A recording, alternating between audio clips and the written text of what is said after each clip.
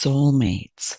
What does it truly mean to have a soul connection with another person? Are soulmates always romantic partners? Join us as we explore the deeper meaning of soulmates and discover how these special connections shape our journey through multiple lifetimes. Welcome to Exploring the Mystical Side of Life with your host, Linda Lang. Hi, this is Linda Lang from ThoughtChange.com. We are exploring the mystical side of life once again this week. If you enjoy our conversations, remember to subscribe, share with a friend. Today, we welcome back past life researcher Joanne DiMaggio. Welcome, Joanne.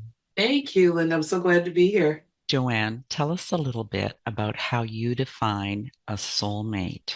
Well, it's actually quite simple. A soulmate is anybody that you have had a past life connection with. So I like to tell my clients, and when I'm doing a talk, that we travel together as a soul pod, almost a soul family. So the same group of people that are with you today have been with you since the beginning of time. It's just that in every succeeding lifetime, we change our gender, we change the roles that we play in each other's lives, but it's the same souls over and over again. Those are all your soulmates. And so you could look and see a soulmate in your parents and a relative and a friend. They're your coworkers. They're people at your church. They're people in an organization that you favor. So they're all around us. And it isn't just one individual, it is a group of individuals who have their own role to play in our ongoing awareness. I think Hollywood has had an impact on what people think of as a soulmate, that it's their one true love, and that's the person who will make them happy for the rest of their life. Right, right. And when I started doing research on this topic, I saw that it went back thousands and thousands of years to antiquity. And there are stories of how Zeus split a soul in half. And ever since then, we've got this mistaken impression that we're only half of a person. And that somewhere out there in the great unknown is this other half, this other mystical half. And if we find that person, that other half, then we'll become whole and we'll be happy and live, these wonderfully loving lives. The truth is that you are not half of a person. You're not missing anything. You're whole the way that you are. And these individuals who come in and out of your life are meant to assist you with whatever you decided you wanted to work on in this particular lifetime. So they're here to aid you. They'll support you. They'll challenge you, but they all have a role to play. And it's all something that they've agreed to with you. And it's really quite ingenious the way the whole thing comes together. But I agree with you. Hollywood has, made this. I mean, you hear commercials on TV. I saw a commercial for a paper towel product, and they mentioned soulmate, talking about his wife of 50 years being his soulmate. I saw an article in the AARP magazine for seniors talking about soulmates. So it's just so prevalent in our society. And it's one of those terms that gets thrown around to the point where people don't really know what it means anymore. And they've got this idea in their head that it's this romantic partner, and that's, you can't convince them otherwise. So my book is really to talk about what other people in the field of regression therapy and research have discovered about soulmates and twin souls, and hopefully to better educate the public about what they are and what they are not. And when you say a soul pod, it's like a family of souls, right?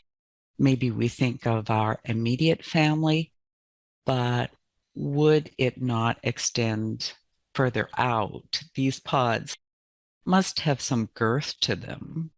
There has to be a lot of souls in them to fill all the roles. There are, but you have a nucleus right in the center, and those are the ones that are closest to you. Those are the ones that are taking on the most challenging roles. And then you've got people in the periphery. So you've got people in the outskirts who will kind of come in and out. And some of them will come in for a little bit, do what they need to do, and then leave. Others will be with you for your entire lifetime. But they all agree to a different role, because in your pre-life planning session, when you're in the afterlife and you're planning your next lifetime, you are very, very delicately putting this thing together.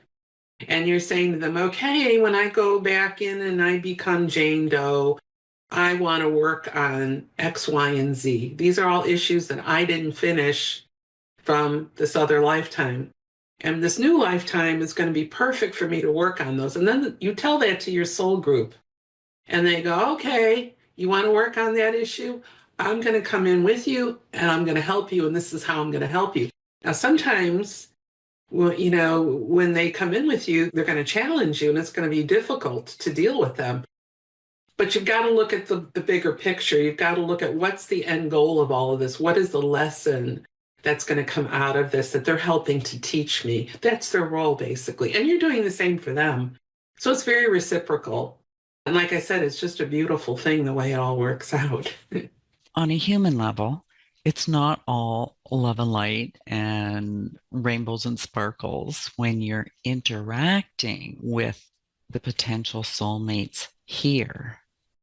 But up in spirit, it's all organized with love and the soul's evolution in mind. Yeah.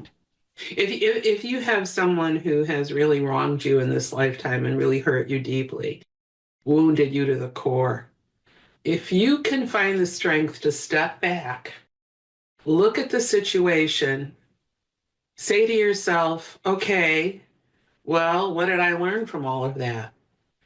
And how did that person play a role in my learning that lesson? Then it becomes a lot easier for you to forgive them and forgive yourself and to assimilate that lesson so that you don't have to deal with it anymore. It becomes part of your karmic attributes and positive characteristics. So you don't have to deal with them again. They're yours for all time. So learning the lesson is the hard part, because you do have to put all that hurt aside and you have to step back and look at the situation objectively. Like, by that person coming into my life and doing what they did, how did I change? What did I learn? You know, and then once you know what that is, that's half the battle right there. You graduate to the next level. As a past life researcher, have you ever came across any animosity in the spirit realm between lives? Or is it really just a human trait? It's really a human trait. A lot of people think when they pass out and they go before, like, what we call the Council of Elders, which is like the equivalent of guidance counselors at school, they get a sense of, I'm going to be judged. And there are some past life researchers that I know that talk about different tiers, you know, of souls that are at a higher level than others, or you know, this is a young soul, this is an old soul, this is a being.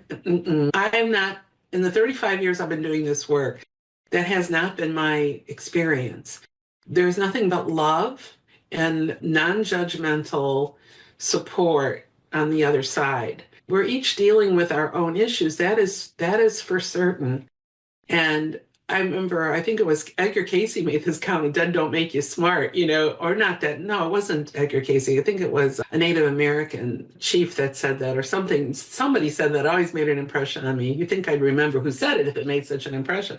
But I always remember that, because it was like, okay, you know, am I going to run into any animosity on the other side? Am I going to run into any resentments or any people that are out for revenge or any of that? And I have never found that to be the case when people talk about their afterlife experience and their planning of the next lifetime. So basically what it is you're just looking at all the issues you just didn't finish, you didn't get around to doing. You know, it's like going to school, right? You have your curriculum when you attend school and you're taking X, Y, and Z classes. Well, if you fail a class, you're going to have to take it again. But if you pass it, you never have to take it again. So that's basically the way the universe operates in this realm as well. there have been people that have died holding on to grudges, resentments, animosity. So there must be something that changes when they cross over. Yeah, and I one of the questions I ask in a regression is, what were your last thoughts as your soul left your body? Because that often sets up the next lifetime. But that doesn't seem to impact other souls. It's really their own issue that they're dealing with. They're setting themselves up. I had a woman who had head to toe psoriasis. I don't know if I talked about this on one of your previous podcasts, but she came to me with head to toe psoriasis, wanted to know what its source was. Turns out she was a prostitute in the Old West. Her last thought when she passed was, I don't want to be touched again. And so that thought, I don't want to be touched again, translated into this life in which nobody wants to touch her because she has a skin condition. She manifested this skin condition. So there's all sorts of ways for it to manifest. It doesn't have to be tit for tat. It isn't necessarily exactly the way, you did X and now X is going to happen to you. Although Mr. Casey talked a lot about people's attitudes. Like, for instance, he had some folks come to him that were dealing with obesity, and he told them it was because they made fun of people who were obese in a previous lifetime. So there's that kind of an eye for an eye kind of thing going on as well. But it's usually a lot more subtle than that, which is one of the reasons why past life regression work is so important, because it takes a look at those issues from all angles to enable the client to see what it is that they agreed to work on in this life and how to get past it. You've been involved with the ARE for a long time, the Association for Research and Enlightenment. What did Edgar Casey have to say about soulmates? Well, he didn't believe that they were, in that traditional mode of fulfilling you or being that other half of you. He basically felt like, nothing is random. So we come together for a purpose. And that purpose is, what I had said earlier, was to enable us to learn whatever lessons we needed to learn. And that includes your parents. The choice of your parents is part of the whole soulmate process. Yeah, so to him, it wasn't random at all. It was very deliberate. And the reasons that we came together. And he used the phrase a lot, to meet self, meaning that, we come into another lifetime and we're smack dab right in front of us are the issues that we brought in with us. And these folks around us are here to help us see that. So would you say that it's safe to say that your partner, your parents, the main relationships of your life are actually soulmates, that maybe there aren't really that many new relationships in your life? So if you use the definition of a soulmate as somebody that you've had a past life connection to, then yes. But there are people, like I said, on the periphery who may come in and out for the first time. My mother was like that. My mother, I didn't have any sense of who my mother was on a soul level. And I knew my father. I knew that I had had past lives with him. But, they came as a package deal. So if I wanted to work things out with my father, here's my mom with him. I found out much later that she had said that the reason she wanted to see what it would be like to be my mother. Poor thing.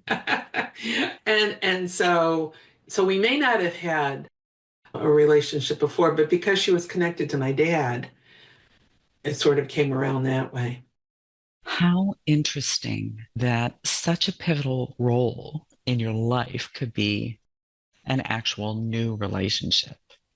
So I guess that teaches us not to assume. Right, right.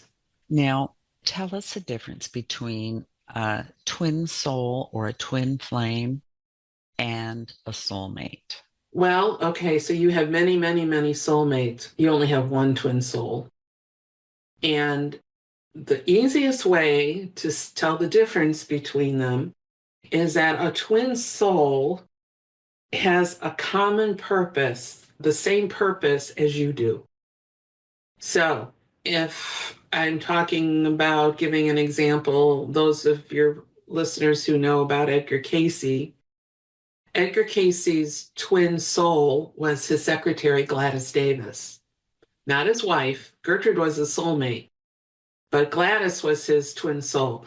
How do we know that? Because when Mr. Cayce died in 1945, Gladys took it upon herself to save the readings that he did, those 14,000 readings that he did over his lifetime.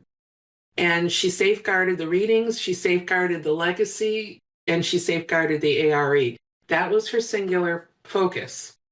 So that's an example of a twin soul. There'd be somebody that you're both working on the same issue. So it's like a 2-for-1 kind of deal. Now, the other thing about a twin soul is that they don't have to be incarnate at the same time as you. They could be working with you from the other side. That's happened quite a bit. And another thing you can recognize is that there's a lack of competition between the two. There's no one-upsmanship, like one's trying to outdo the other. That doesn't exist in a twin soul relationship. You may never meet in any given lifetime. And it is not, very seldom is it a romantic relationship. So there's those sort of differences, but the focus is on whatever work it was that you decided you wanted to accomplish together. So not necessarily male and female, not like a yin and yang kind of thing. No, you could have 2 females, 2 males. And not one soul created in one moment that is split. No.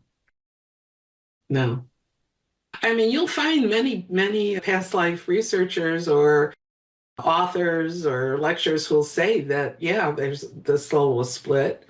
I'm of the opinion, after all these years, that it's one soul to one body. It's very simple. I think we tend, in this field, we tend to get a little heady in that we want to come up with all of these scientific theories that talk over everybody's head. And my sense is we need to keep it simple because it is quite simple. If you want to complicate it, you're welcome to do that, but it doesn't help anybody. I believe past life work is a healing tool. It's one of the most transformative healing tools that we have in our spiritual little backpack. Because with a past life regression, you generally only need one session. You don't need to come back over and over and over again because you get right to the core. You get right to the root cause of what is going on in your life now, that you brought it in with you. I remember Dr. Norm Shealy, who I so admired. I saw him at a medical intuition conference at the ARE once. He was a medical doctor, he's since passed. He came up on stage and he said, all chronic illness is past life related. Now, for a medical doctor to say that, blew my mind. That was the reason I wrote my book about Karma Can Be a Real Pain, looking at chronic illness and its source in a previous lifetime. But that's basically how it works, and you've got people out there talking about quantum physics and parallel lives and walk-ins and all of this stuff. And I think it scares the average person. And if you're going to scare the average person, they're not going to want to even explore a regression when it could be so healing for them if they did. So that's why I say I like to keep it really simple, and I don't get into all those fascinating theories. By all means, fascinating, but they just don't seem to apply to the thousands of people that I've worked with over the last 35 years. I'll have people ask me if I think reincarnation is a real thing, and I do. But I also say that even if it isn't true, it's like the message from your unconscious and your soul to explain the circumstances of your life and give you insight that you need in a way you can get it. Exactly. Because, in my line of work, when people have an aha moment, and they often do, it is so humbling for me to know I was a part of that, because under normal circumstances in a conscious state, they never would have thought of that. That never would have entered their mind. But when you're working with the subconscious and here it comes, I have so many people say to me, everything makes sense now. Now I understand. Well, that little light bulb that went off is because of the regression and because they were able to cut through and see the origin of the issues they're working. And it's just so incredibly powerful. And for me, so incredibly humble to know that I was a part of that. So sometimes, Linda, when I ask myself, why am I doing this work again? I think about that. And then that really just keeps me going. Over the years, you must have had a number of people who have inquired about their soulmates, maybe what the past entailed or how they could meet them again in this life, or even if their current partner is their soulmate. Like I said, if you use the broader definition of soulmate, that it's anybody and everybody, if they're looking for a specific romantic partner, this last research project I did on soulmates, I had several women and a couple of men who talked about a romantic partner as a soulmate.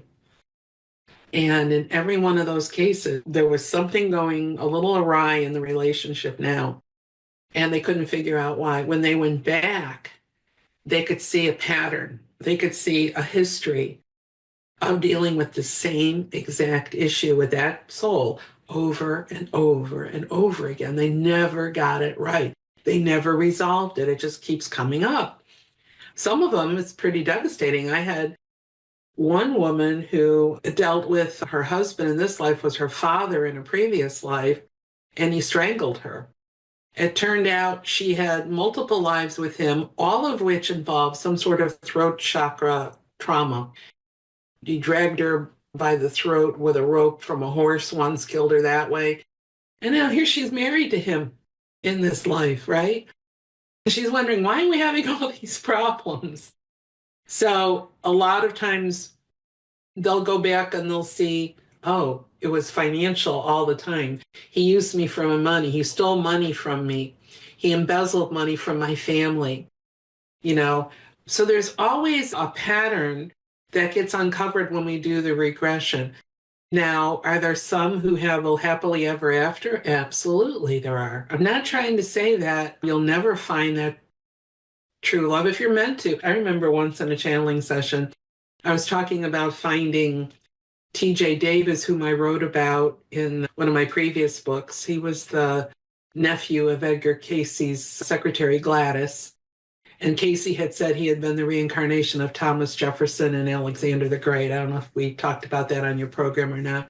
Anyway, I did an 8-year-long research on him because I was curious, what was it like to grow up knowing you had been somebody that famous? Well, trying to meet him was the hard part for me. It took me years and years and years. And I went to a channeler once and I said, hey, am I ever going to meet this? I mean, every time I try to meet him, some obstacle gets thrown in my face. And I'll never forget, I was told, if you're meant to meet, nothing you can do will stop it from happening. But if you aren't meant to meet, nothing you can do will make it happen. So that's the way I feel about soulmates. If you're meant to be together, heaven and hell will not keep you apart. But if you're not, if there's some reason that you're not intended to be together in this lifetime, there's nothing you're going to be able to do that's going to affect that meeting.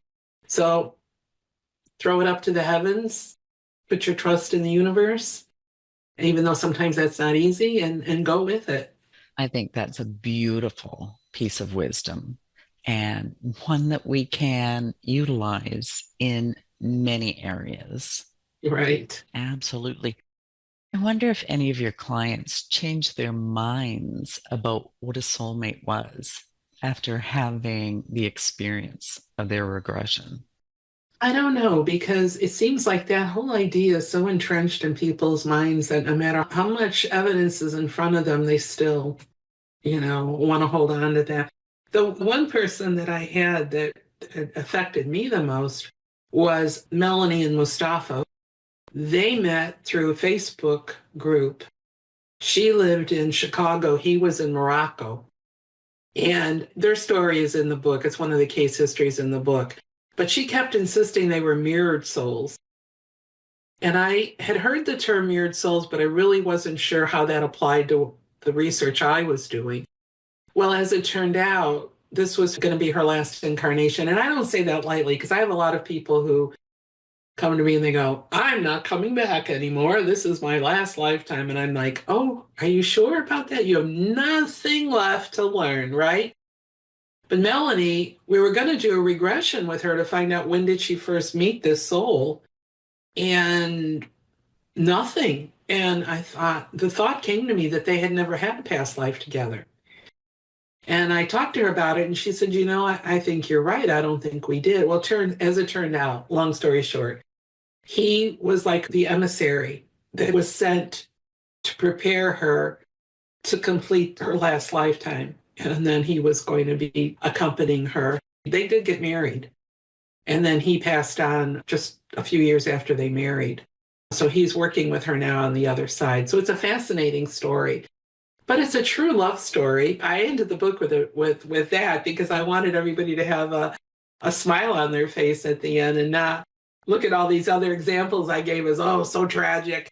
And one thing you talk about, which I found kind of interesting, is comparing soulmates to cellmates and how they can actually be kind of the same thing. Right. A cellmate is someone who comes into your life and keeps you emotionally imprisoned. So their purpose is to create chaos. And that chaos challenges us then to address the karma that's going on between us. They come cloaked as soulmates. So when you first meet them, it's like, oh, I found my other half, I found my love of my life. But they have a completely different agenda than what you think they have. Sometimes when you meet them, you might experience an immediate threat. There's something, you can't be around them without being on guard. Even though you love them, even though you're attracted to them and you want to be with them, there's some underlying thing kind of going on there. This does not make them bad people or bad souls or whatever. They've come in with sometimes, out of deep love for your soul, they've come in to really help you deal with some of those hardcore challenges that you need to work on. I had that experience, certainly. Dealt with it for many, many, many, many years, many more years than I should have. But you know what? I say I'm an old soul, and old souls are slow learners. Actually, I don't believe in old souls because we were all created at the same time. But I like to think that old souls are just slow learners. We come back a lot because we have a lot to learn. But I've experienced that sort of, and I write about her in my book, and she affected my entire family.